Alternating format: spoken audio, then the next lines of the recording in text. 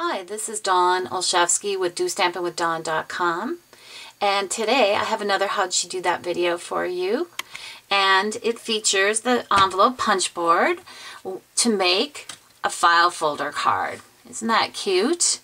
So I have a few tips to share with you, so let's get started. Okay, so the first thing you need is just a regular card base. This measures 5.5 by 8.5. I'm just going to fold it in half. Here's my bone folder here.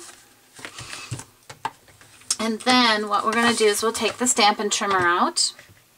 And all I want to do is cut off from the front of the card a strip that's 1/2 inch. And there we go. So once you've done that, what you want to do is you want to get out your envelope punch board, and you're going to place the card open into the board, and we're going to align the left edge of the card with the 3-inch mark. All right, and then you'll punch, and then you'll keep the card in the board, and we'll slide it all the way over to the right. And we're going to align the left edge of the card with the left edge of the opening of the punch. So let me come in close and tell you what I mean. So here is the opening of the punch. We're just going to align that right there. That's exactly where we're going to align it. And then I'll come back out. And then you'll punch. Okay, and then what you want to do is rotate your card twice, essentially once and here, which is essentially 180 degrees, and you'll do the same thing. We're going to align it with the 3-inch mark again, right here, swing it all the way over to the right, and I'm aligning it with that opening on the left-hand side, and punch. And that's what you need the envelope punch board, and we're going to set that aside.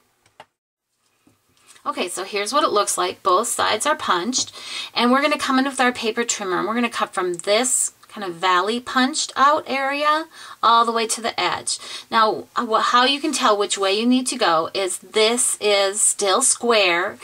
It's the non-punched area, and that's what we want to cut away.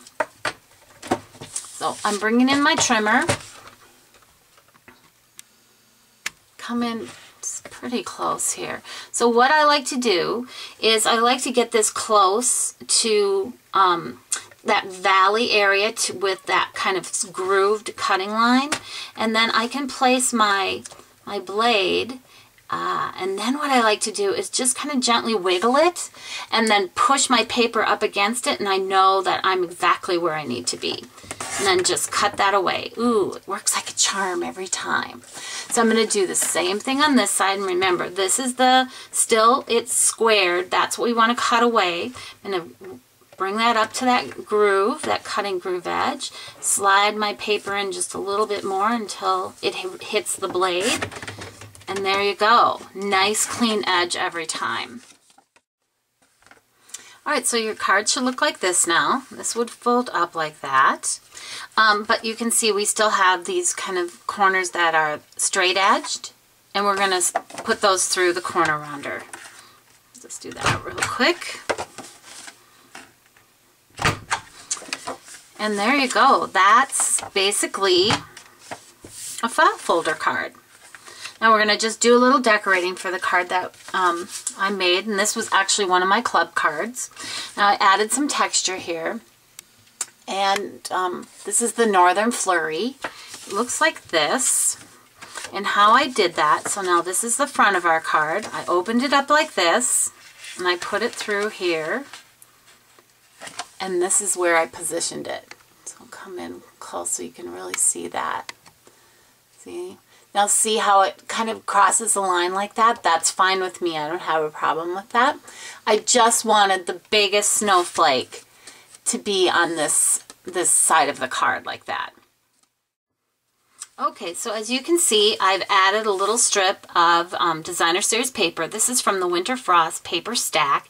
It's 48 sheets, 24 of one design, double-sided, and 24 of another one.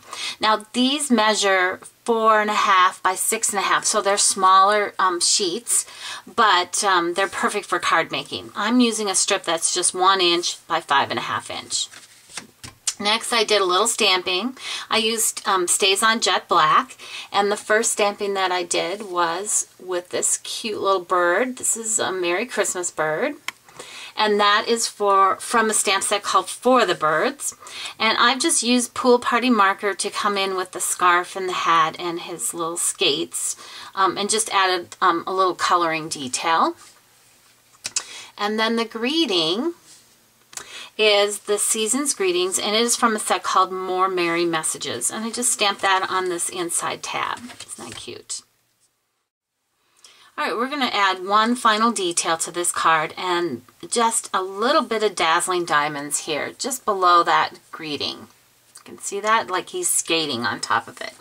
So I'm going to use my two-way glue pen, and I'm just going to run it just like that. That was it. But, of course, you need Dazzling diamonds. And I've got a little bit here. I'm going to put it on and flick it off. And there we go. Now, each time I do that, it looks just a little bit different, but that's all right. That's the uniqueness of a handmade card. So there we go. All right, and the last step I've already done here, I have cut with the Festive Flurries Framelit silver glimmer snowflake. Isn't that beautiful? And now I've added this cute little bird to it with glue dots. I highly recommend glue dots for using with the glimmer paper. It's going to, it's probably the best adhesive in my opinion to use. So I've already added Stampin' Dimensionals on the back. We'll just add this to our card front right here. And we're good to go. I think anyone would enjoy receiving that. Add a little message inside here. You could even include a picture of your family. There's plenty of room. So I hope you enjoyed this file folder envelope punch board tutorial. And be sure to stop by my blog at DOstampingwithDawn.com.